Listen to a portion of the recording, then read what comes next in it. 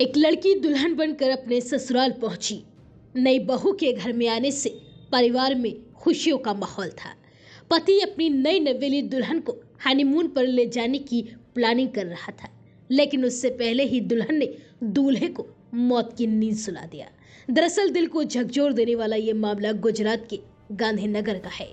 यहाँ शादी के महज 4 दिन बाद ही एक दुल्हन हत्यारिन बन गई और उसने खुद अपने हाथों से अपना सुहाग उजाड़ दिया, और वो भी सिर्फ इसलिए क्योंकि दुल्हन को अपने भाई से बेशुमार इश्क था और वो अपने भाई से ही शादी करना चाहती थी।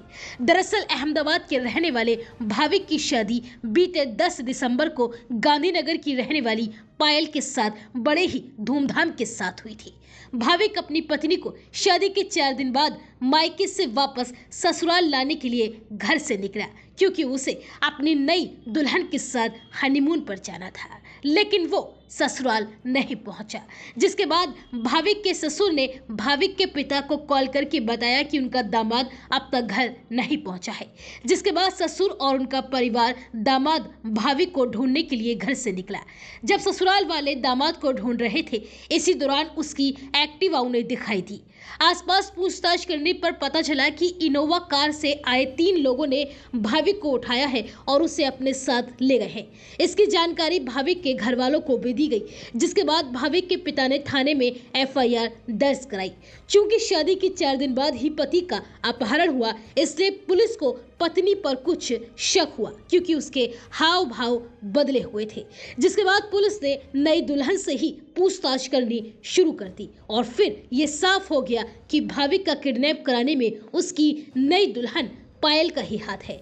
इस मामले में कलोल के डिप्टी एसपी पीडी मड़वर ने बताया कि पुलिस ने भाविक के परिवार की शिकायत पर उसे ढूंढने की कोशिश की, लेकिन वो कहीं नहीं मिला। जिसके बाद उसकी नई दुल्हन से पूछताछ की गई और पुलिस का संदेह बढ़ा, और जब उससे सख्ती के साथ पूछताछ हुई तो उसने अपना जुर्म कबूल कर लिया और उसने पुलिस पूछताछ में बताया कि वो अपने ममेरे भाई कल्पेश से बेइंतहा मोहब्बत करती है, लेकिन परिवार वालों ने उसकी शादी भाविक के साथ करा दी, जिसे यह मंजूर न था। जिसके बाद पायल और कल्पेश ने भाविक को ही अपने रास्ते से हटाने का प्लान बना लिया और फिर शादी के 4थे दिन बाद जब भाविक अपनी ससुराल आ रहा था, तब पायल ने उसकी लोकेशन मांगकर अपने प्रेमी कल्पेश को दे दी। जिसके बाद कल्पेश अपने भाइयों के साथ इनोवा कार में गया और भाविक की एक्टिवा को टक्कर मार दी, जिससे भाविक नीचे गिर गया और फिर उन्होंने उसे अगवा कर लिया। पुलिस पूछताछ में ममेरे भाई